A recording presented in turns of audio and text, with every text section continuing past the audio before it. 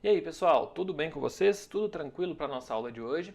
Então, nessa aula de hoje, como vocês estão vendo, na nossa aula prática de hoje, vou mostrar para vocês aqui como que nós podemos criar e desenvolver um projeto de redes neurais artificiais dentro do nosso Google Colab. Então, vamos lá.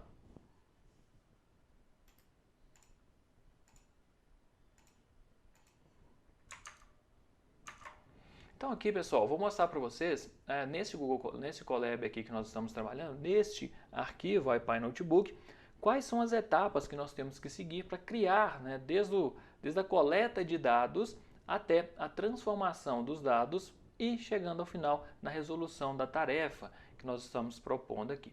Bem, então o que nós vamos fazer?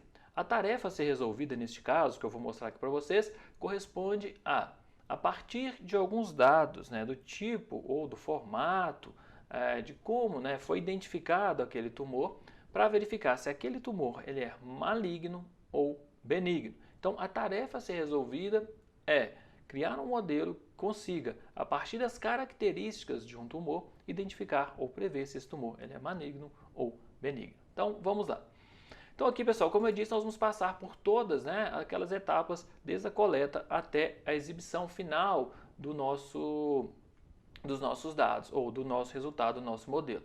Então nós vamos utilizar o NumPy, que vocês já conhecem, o Pandas, o Matplotlib, e vamos utilizar também o Scikit-learn para fazer um pré-processamento dos nossos dados. Vamos utilizar também o Scikit-learn, né, para identificar ou para ser utilizado, né, para ele identificar para a gente quais são, ou dividir os nossos dados em treinamento e teste, e vamos também utilizar algumas métricas, como o Classification Report e também a nossa matriz de confusão.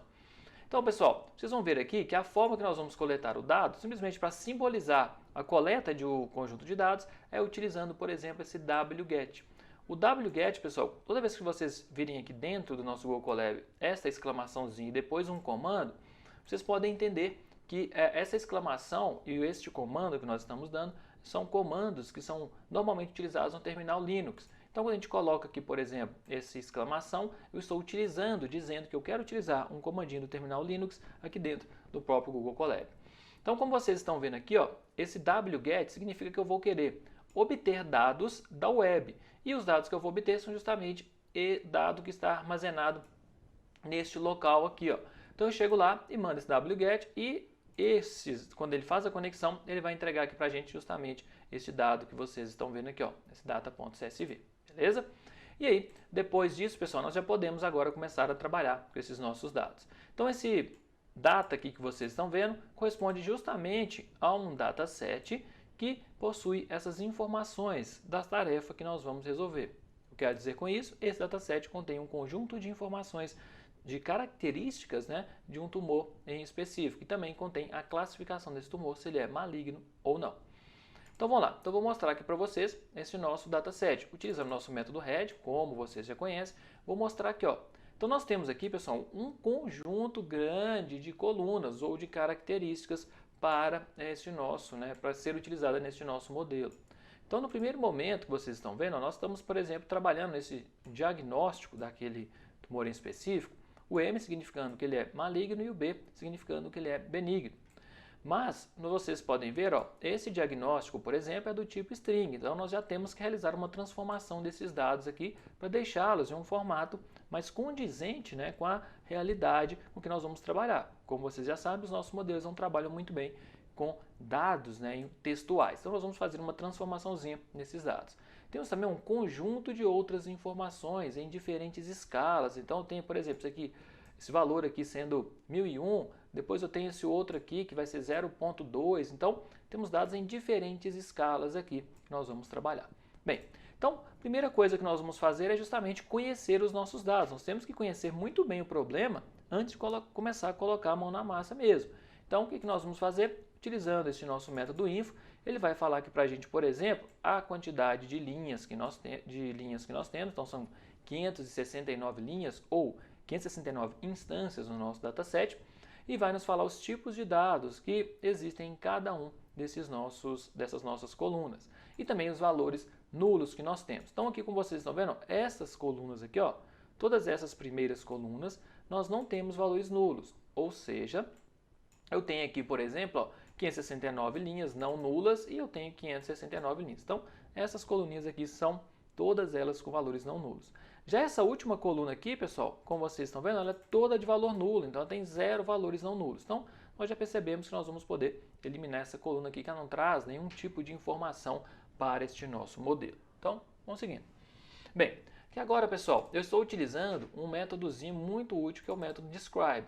Como vocês sabem, ele vai nos dar aqui, por exemplo, para todas as variáveis numéricas que nós temos, ó, tirando este valorzinho aqui que vocês estão vendo, ó, que é o diagnóstico, como nós vimos que ele é M ou B, que é do tipo string, o restante dos dados são todos dados numéricos. Então, o describe ele vai nos dar, para todos os valores numéricos, um conjunto de estatísticas descritivas, como a quantidade de valores não nulos, o nosso valor da nossa média, o desvio padrão daquela variável, o valor mínimo, o primeiro quartil, o segundo quartil ou mediana, né, isso é um sobrenome, né, 50%, o nosso terceiro quartil e o valor máximo que nós temos para aquela variável em específico, daquela coluna, né, específica que nós estamos trabalhando. Bem, depois disso aí, pessoal, só para vocês terem uma ideia da quantidade de dados que nós temos, eu simplesmente vim aqui e mandei printar a quantidade de colunas, ou todas as colunas, né, que nós estamos trabalhando. Corresponde a esse conjunto aqui de colunas que nós vamos trabalhar aqui agora. Então, por exemplo, tem o raio, né, o raio médio daquele determinado tumor, tem a textura, tem o perímetro médio, a área média, se ele está compacto, se é concavidade, né, a concavidade média, por exemplo, qual que é a dimensão, tem um conjunto enorme aqui de informações. Então são elas que nós vamos utilizar para tratar, para avaliar, né, e criar um modelo para a gente realizar, para resolver essa nossa tarefa de classificação. Bem, então aqui para vocês terem uma ideia também, pessoal, para a gente entender melhor o problema que nós estamos trabalhando, eu simplesmente utilizei esse Velus Count aqui sobre esse nosso conjunto de dados de diagnósticos. O que ele mostra? Ele mostra que nós temos, por exemplo, 357 instâncias que representam um tumor benigno. E eu tenho 212 instâncias que representam um tumor maligno, ou cada uma daquelas características simbolizando se o tumor é maligno ou não. Então, nós já percebemos aqui que, de certa forma, os nossos dados não estão muito desbalanceados. O que eu quero dizer com isso? Nós temos aqui um conjunto maior de tumores benignos do que tumores malignos, mas a proporção não está muito distante uma das outras, não. Mas, mesmo assim, é importante avaliar, né, o nosso modelo, por exemplo, de classificação através da nossa matrizinha ali de confusão. Vou explicar para vocês aqui tudo. Bem, o que eu vou fazer aqui agora, pessoal? Eu vou selecionar algumas características. Eu não vou querer utilizar todas elas ali agora, não, senão vai ficar muito grande esse nosso modelo. E como vocês sabem, se eu tiver uma quantidade muito grande de características e o nosso dataset ele é pequeno, eu vou ter aí esse nosso mal da dimensionalidade, se tornando cada vez mais evidente. Então, o que eu vou fazer? Eu vou selecionar aqui algumas colunas aqui, ó. E aí eu vou definir para vocês, definir essas colunas que eu quero utilizar e vou aplicar aqui essa nossa matrizinha para identificar as correlações que nós temos entre esses valores. Então, por exemplo, eu tenho o raio médio, né, desse tumor e estou identificando, né, o coeficiente de correlação de Pearson entre cada uma dessas variáveis que eu defini. Então, por exemplo, o perímetro, né, a média do perímetro aqui com o raio médio, por exemplo, desse tumor, a correlação é igual a 1, simbolizando que quando eu aumento, né, o raio, eu também vou estar aumentando o perímetro médio daquele determinado tumor. O que a gente já espera, né, pessoal? A gente tem também a área, né? A área, por exemplo, com o raio médio, por exemplo, está quase como 1. O que a gente espera também, né? Se eu aumentei ali o raio, eu também vou ter esse nosso aumento aí da área, né, daquele tumor. Então nós temos essas características todas que vocês estão vendo aqui e o coeficiente de correlação entre cada uma delas. Isso aqui para a gente entender um pouco melhor o comportamento desses nossos dados. Bem, depois, pessoal, o que eu vou fazer aqui? Ó? Eu simplesmente estou printando ou plotando, né, esse nosso gráfico, que ele vai simbolizar, como nós já esperávamos, ó, qual que é o raio médio, ó, vamos pegar aqui o raio médio, o Y, o perímetro médio, que é justamente o raio com este nosso perímetro médio, que a correlação é igual a 1, né, vamos dizer, e aí eu estou colocando esse C, ou seja, as bolinhas, essa cor dessas bolinhas, eu vou colocar como sendo a concavidade média, que é justamente este valorzinho que vocês estão vendo aqui, ó. Então, quando eu mando plotar esse gráfico, pessoal, eu tenho no meu eixo X o nosso valor, né, que nós vimos do perímetro médio, no eixo Y. Este nosso, aqui está invertido, deixa eu voltar.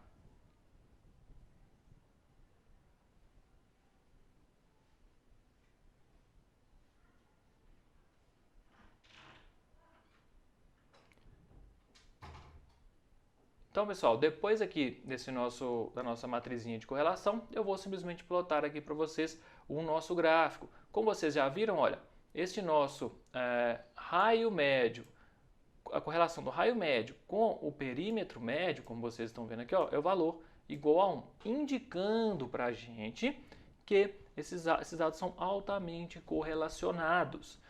E aí eu simplesmente vou plotar este gráfico, onde eu vou colocar no eixo X qual que é o raio médio, no eixo Y o perímetro médio, como vocês estão vendo, e eu tenho aqui o C, indicando a cor aqui, pessoal, vai ser a variação dessa concavidade média.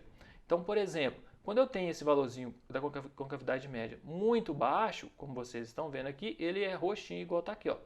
Quando eu vou aumentando o perímetro o perímetro, né, e o raio médio, como vocês já viram, o valor é 1. Então vai dar exatamente uma retazinha aqui, ó, bem próximo de uma reta. Então eu também vou aumentando a nossa concavidade, né, concavidade média, chegando aqui até o final, por exemplo, com este valor, né, sendo um dos maiores possíveis dentro desses nossos dados. Então é natural, né? Se eu imagino que eu estou aumentando o perímetro, estou aumentando o raio, se eu aumentar o perímetro eu aumento o raio e vice-versa, se eu aumentar o raio eu também estou aumentando o perímetro e essa concavidade também tende a ser maior. Só que como vocês estão vendo aqui, pessoal, ela não é igual a 1 não, ó. Então eu não vou ter exatamente uma retinha, né, ou não vou ter exatamente esta escala sendo representada aqui neste nosso gráfico, beleza? Bem, então nós já demos uma ideia de como funcionam esses nossos dados, né, e tudo mais. Então nós vamos aqui agora realizar, né, preparar os nossos dados para a nossa previsão. Então o que eu vou fazer aqui? Ó, vou tirar aqui, pessoal, o que eu falei com vocês, que é o nosso ID. Essa primeira coluninha aqui, ó, corresponde ao ID. Ó. Como ela corresponde ao ID, o ID não dá para a gente nenhuma informação útil, né? Então simplesmente vou retirar esse ID, essa coluna ID dos nossos dados. E vou tirar também a nossa coluna, que é aquela coluna que só tem valores nulos, que é aquela última coluna que nós vimos ali. Aí o que eu vou fazer depois? Eu vou realizar um mapeamento, eu vou realizar uma transformação daqueles nossos dados que eram de diagnóstico, né, se é maligno ou benigno. E o que eu vou fazer? Eu vou transformar os valores que são M malignos para 1 e benignos como sendo 0. E como que eu faço isso? Eu simplesmente pego essa nossa coluna, posso colocar esse nosso mapeamento, onde eu vou mapear os valores de M, né? Onde tem M eu vou colocar 1 e onde tem B eu vou colocar 0, beleza? Então criamos aí o nosso, modificamos essa nossa coluna de diagnósticos. E o que eu vou fazer? Eu vou aplicar aqui, pessoal, como vocês já viram, os nossos dados eles estão em escalas distintas. Aí o que eu vou fazer? Eu vou aplicar um modelo, né, de colocar todos eles em uma mesma escala. Para isso eu vou utilizar o nosso pré-processamento, que vocês viram, vou utilizar o nosso método para escalar, né, para colocar todo mundo em uma mesma escala e vou passar todas as nossas colunas a partir, né, da coluna de diagnóstico, ou seja, eu não vou pegar a coluna de diagnóstico até o final deste meu dataset. E aí eu tenho ao final justamente esses nossos dados, né, já ajustados, todos eles em uma mesma proporção. Vou colocar aqui para vocês verem, ó. Vamos pegar aqui de novo, ó, colocar aqui ponto head para vocês verem aqui como que estão os nossos dados. Então aqui, pessoal, como vocês estão vendo, ó, todos eles já estão agora em uma mesma escala, ou seja, passei daquele conjunto de dados que tinha uma escala completamente distinta, né, dos nossos valores, agora todos eles estão em uma mesma escala, beleza? E eu tenho também, né, no final, que essa coluninha minha de diagnósticos, que é esse aqui que vocês viram, ó, eu já não tenho mais valores em string, agora sim eu tenho os nossos valores sendo os valores inteiros que nós vamos trabalhar, beleza? Aí o que eu vou fazer, pessoal? Vou dividir agora os nossos dados entre entrada e saída.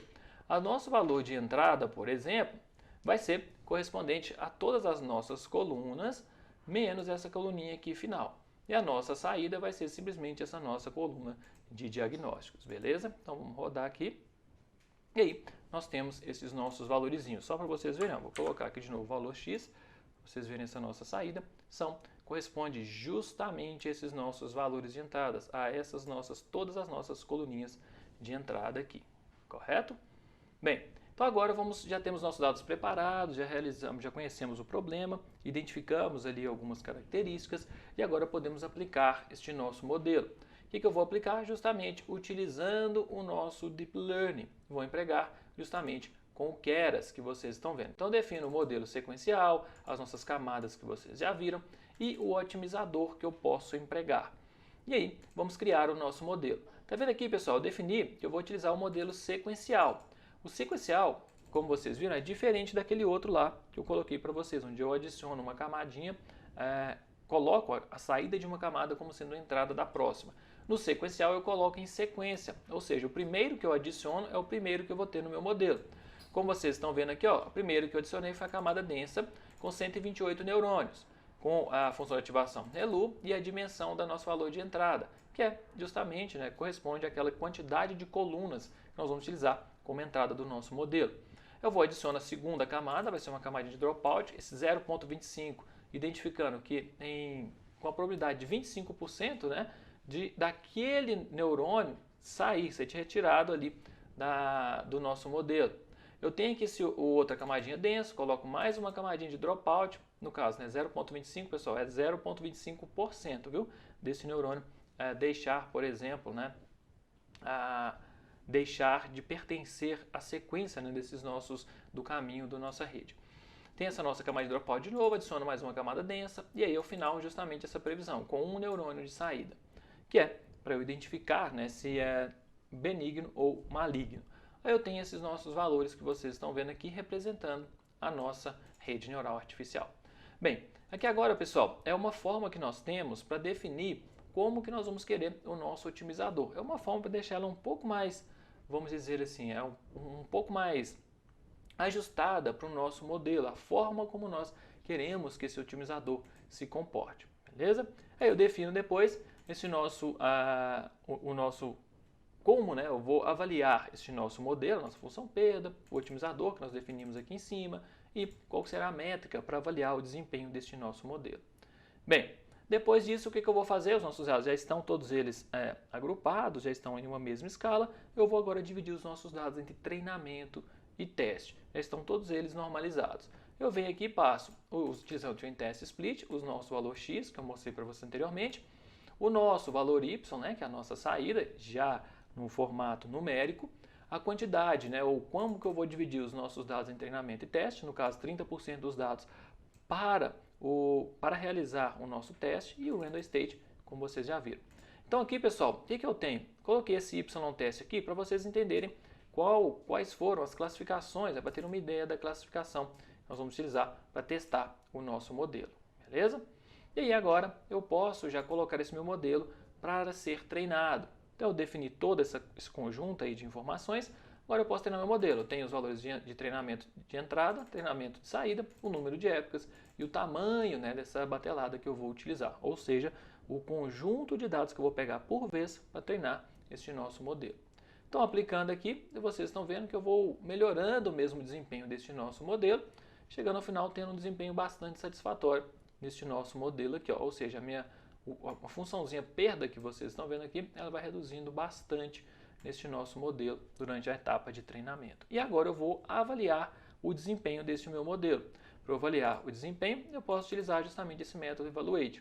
Que aí, vocês já viram, eu passo os nossos valores, o x de teste, valores de entrada para teste, e quais são os valores de saída do nosso teste também, para eu comparar um com o outro.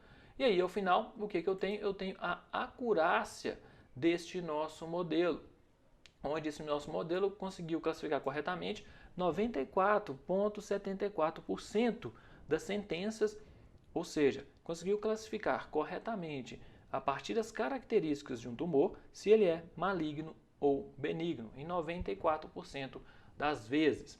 E aí, só para a gente criar o hábito de ter a nossa matriz de confusão, porque ela mostra exatamente o comportamento para cada uma das classes, eu venho aqui e defino essa nossa previsão. Então, essa previsão da nossa rede do tipo MLP, eu passo os nossos dados aqui de teste e realizo a previsão.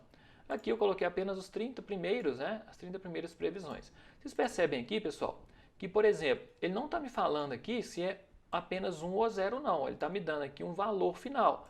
Lógico, né, esse valor aqui foi como 1, essa segunda ele classificou 5.6 elevado a menos 5, né, então 0.00005, que é o valor que ele previu aqui, então eu tenho que transformar esse nosso vetor para os labels mesmo. Então aqui ele me deu qual que é o valor final de previsão, mas eu tenho que transformá-lo. Ele me deu aqui de uma espécie, né, de um modelo de regressão, mas eu vou ter que transformá-lo agora na nossa classificação.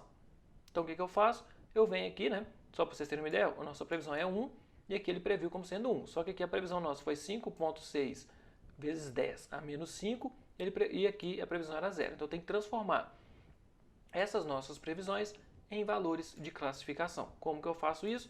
Simplesmente eu venho aqui, ó, utilizando o nosso métodozinho NumPy e coloco, quando esse valor for maior do que 0.5, vai ser 1, menor vai ser como sendo 0. E eu transformo toda essa nossa previsão aqui nas nossas classes 1 ou 0. E aí sim, eu posso agora aplicar a nossa matrizinha de confusão. Então eu defino a nossa matriz de confusão com os nossos valores y de teste, né, para avaliar o nosso modelo, com esses labels que eu acabei de transformar ali na nossa previsão. Resolvendo, né, ou aplicando esse nosso modelinho aqui, olha que legal. Nossa, como eu falei com vocês, a diagonal tem os nossos valores, né, de previsão correta. Então o nosso modelo ele acerta realmente bastante. Ele erra pouco nessas duas classes. Ele erra mais, né, ou ele classifica de maneira incorreta quando essa nossa classe é representada, né, por um tumor que é benigno, ele às vezes classifica como sendo maligno. Ele errou um pouquinho mais aqui, né, do que quando o nosso tumor ele era realmente um tumor maligno, ele classificou como sendo um tumor benigno. Então aqui, pessoal, vocês viram todo um procedimento para criar ou para resolver, né, uma tarefa de classificação utilizando uma rede neural do tipo MLP. Beleza?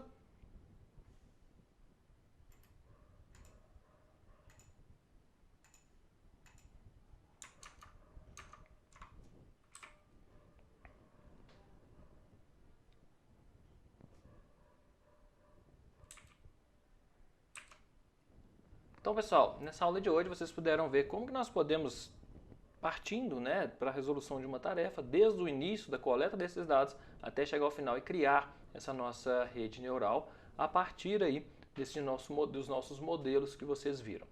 E na nossa próxima aula nós vamos criar, né, mostrar para vocês como que nós podemos realizar o deploy de um modelo de machine learning. Até a próxima aula, pessoal. Tchau, tchau.